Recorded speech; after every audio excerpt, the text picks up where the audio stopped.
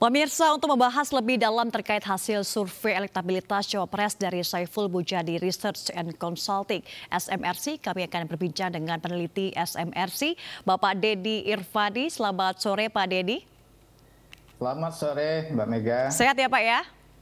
Alhamdulillah sehat. Iya, kita melihat bahwa pemilu sebentar lagi, Pak, di tahun 2024 di awal tahun, dan tentunya ini sudah ada nama Ganjar Pranowo menjadi Cawapres dari PDIP. Kalau kita berbicara lebih lanjut nanti, Pak, kalau Pak Deddy melihat seperti apa sih sebenarnya sosok yang paling cocok untuk mendampingi Cawapres tentunya di Ganjar Pranowo? Baik, terima kasih. Jadi dari studi kita selama ini memang konsisten ada 3 nama yang paling signifikan mendapat dukungan publik. Ada Anies Baswedan, Ganjar Pranowo, kemudian Prabowo Subianto. Itu tidak pernah berubah dalam 1 tahun terakhir dan jauh di atas nama-nama lain. Dan 3 tokoh itu juga kita tahu sudah mendapat dukungan dari partai walaupun belum didaftarkan ke KPU. Dan Ganjar saya kira punya peluang sangat besar untuk bisa maju karena partainya PDIP itu sendiri bisa mencalonkan sendiri gitu ya di atas parliamentary threshold, sementara partai-partai lain harus berkoalisi. Yang penting adalah dalam Pilpres warga itu memilih pasangan calon presiden, wakil presiden, bukan hanya calon presiden.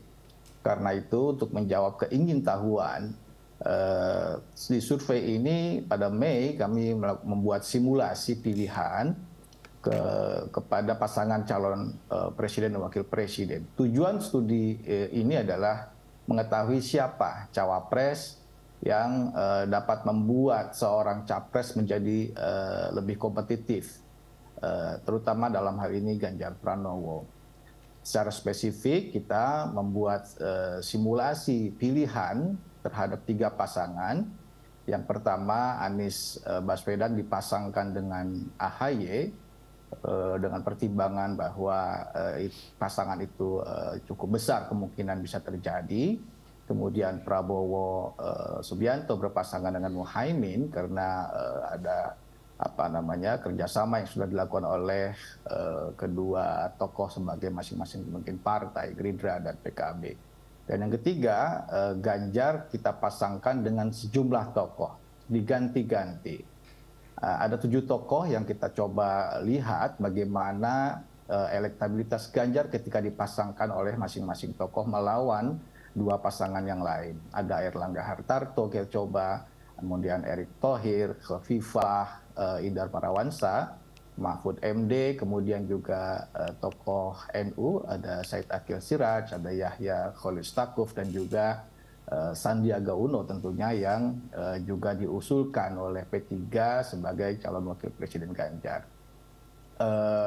Tokoh-tokoh NU dalam hal ini cukup banyak kita coba simulasikan karena berdasarkan pengalaman selama ini, capres dari PDI Perjuangan seringkali berpasangan dengan tokoh-tokoh NU dalam pemilihan presiden sebelumnya.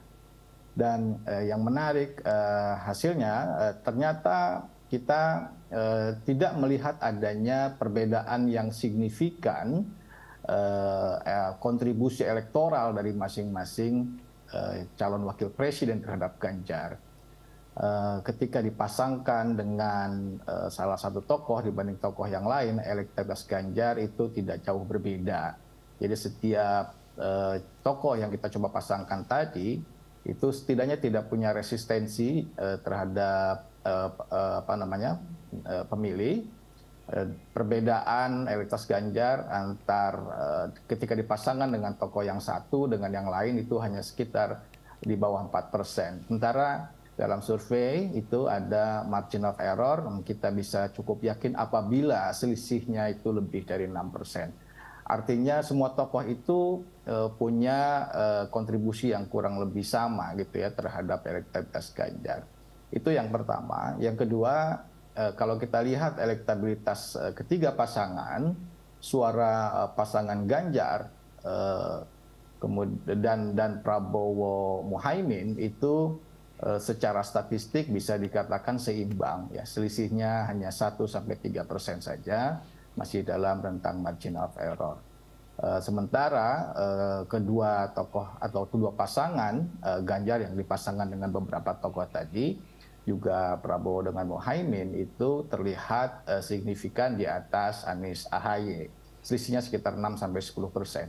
Statistically signifikan, tetapi secara magnitude sebetulnya selisihnya juga tidak terlalu besar, gitu ya. Sementara masih ada cukup banyak pemilih yang undecided, masih ada sekitar 12%. Oleh karena itu, kita bisa menyimpulkan bahwa tidak ada pasangan kalau pemilihan presiden diadakan sekarang yang mendominasi suara. Jadi suara paling tinggi kita temukan hanya 33,9%. Jauh di bawah 50% untuk bisa menang satu putaran.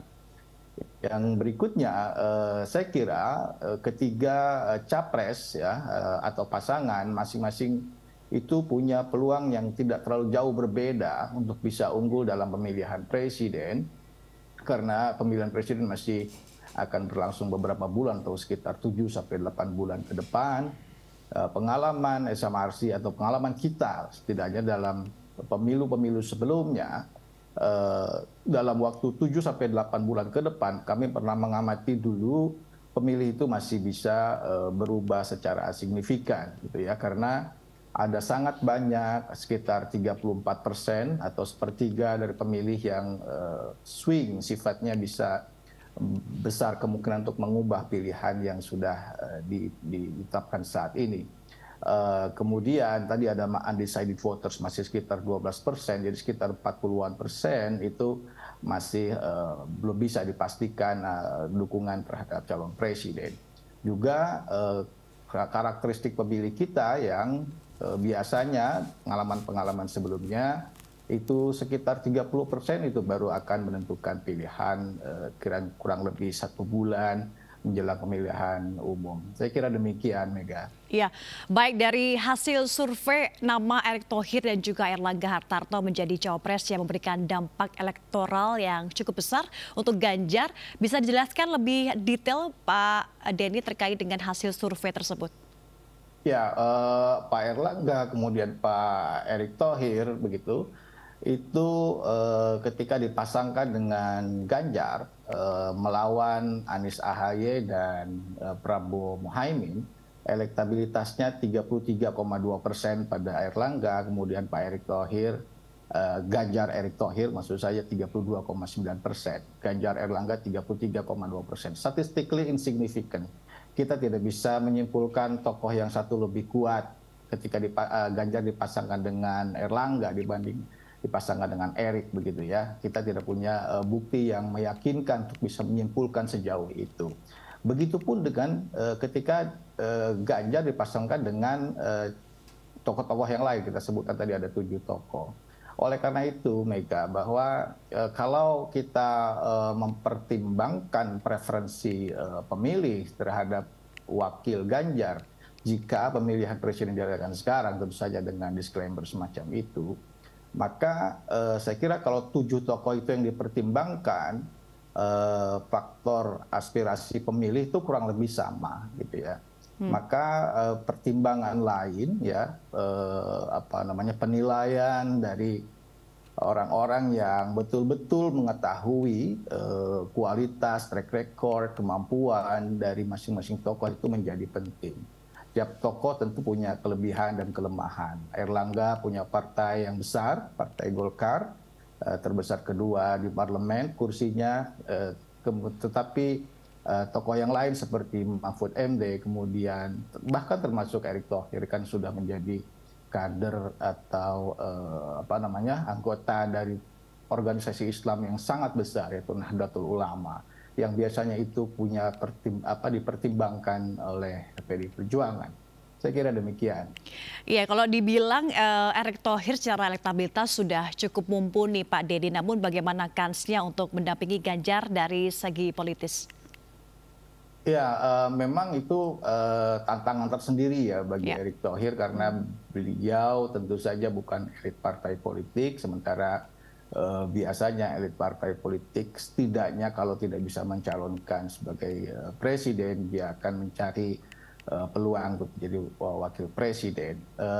Yang paling penting saya kira bagaimana Pak Erick pertama terus menunjukkan kinerja yang positif sejauh ini. Popularitasnya cukup positif di mata publik ya sebagai Menteri BUMN maupun sebagai Ketua PSSI. Saya kira publik punya penilaian yang cukup positif bagi Erik.